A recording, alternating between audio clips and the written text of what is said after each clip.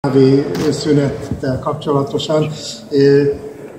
Én arról szeretnék beszélni ma, tekintettel arra, hogy kábel-TV szolgáltatók, vagy kábel-TV hálózatüzemeltetők vannak itt. Nekik szeretném adresszálni ezt a mai előadást. A távközlés, ez itt magától elég elnézést, ezt próbáljuk látni. Magyar tulajdonú cégeknek egy bizonyos klaszterjét, még mindig elindul. Addig talán elmondanám, hogy ne raboljam az időt, a Gergely segít nekem.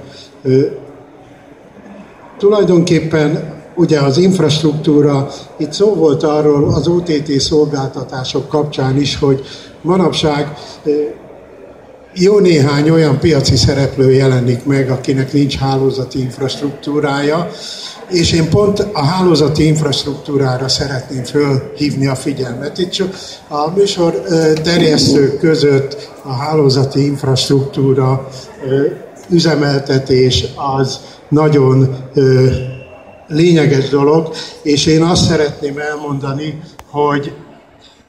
hogy nekünk ezzel kapcsolatosan, a műszaki nyilvántartással kapcsolatosan szeretnék néhány gondolatot itt veletek megosztani.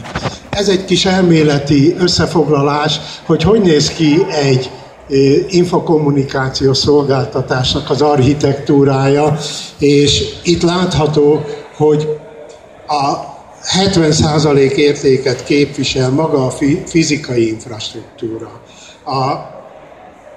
És ez a 70%, hogyha a számviteli törvényt megnézzük, akkor ennek az amortizációja mekkora összeget tesz ki, és kiderül, hogy egy hálózatüzemeltetőnek az amortizációs költségeinek én 46,7%-ot számoltam ki.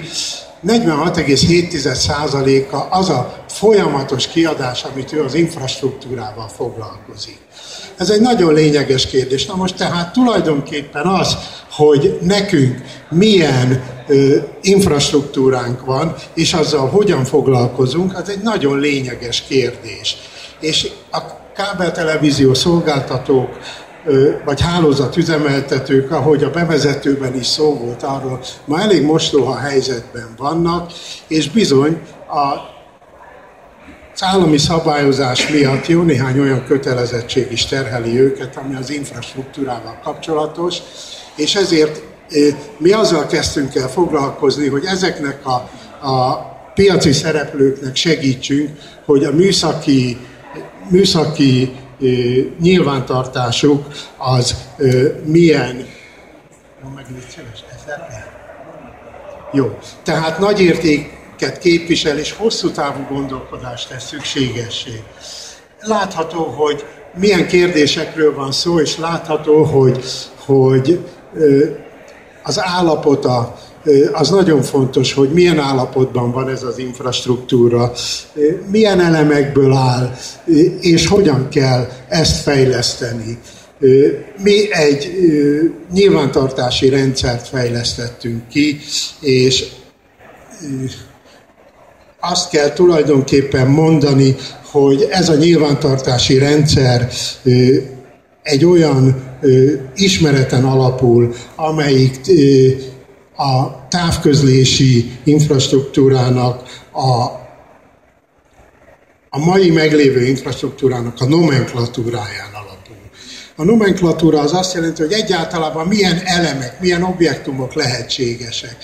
Mi elemeztük a távközlés fejlődését a kezdetektől fogva Magyarországon. A mi nomenklatúránkban szerepelnek mindazok az elemek, amik tulajdonképpen az országban megtalálhatók, és ezekre vonatkozóan folyamatosan gyűjtjük a műszaki specifikációkat. Tehát például a betonból készült tömbcsatorna rendszer, ami városainkban megtalálható, ezeknek a már rég hatályon kívül helyezett Magyar Népköztársaság országos szabványa, amiben benne van ennek a követelménye, hogy milyen típusú oszlopok vannak, és így tovább. Ezeket mind-mind a nomenklatúránkban meg lehet találni. Ennek alapján Mi egy gépileg azonosítható kétdimenziós vonalkódnak nevezett. Hát azt nem vonalkód, ugye kétdimenziós ECC200-as rendszerű kódban egy azonosítási rendszert fejlesztettünk ki, és ehhez a nyilvántartási rendszereknek az egyik legnagyobb problémája az, hogy hogyan töltjük föl a valóságból az adatokat egy ilyen rendszerbe, ez a legnehezebb. Mi kifejlesztettünk és szabadalmaztattunk egy olyan módszert, ami egy okostelefon alkalmazásra épül, és ezzel egy helyszíni felméréseket lehet csinálni. Ugye ezt megelőzően el kell helyezni ezeket a gépileg olvasható, mondjuk matricás rendszerben az objektumokon, de az is megoldható, hogy valaki visz magával egy segédletet. Nekünk van egy adatstruktúránk, ami alapján ezeket az információkat be lehet vinni egy általunk üzemeltetett adatbázisba. Ezt szerettem volna bemutatni. Elnézést kérek, hogy ez nem működik. És hát menjünk akkor tovább, már eléggé közepre talán tartok. És kérem szépen, odáig eljuthatunk, hogy ez az adatbeviteli rendszer alapján bekerül a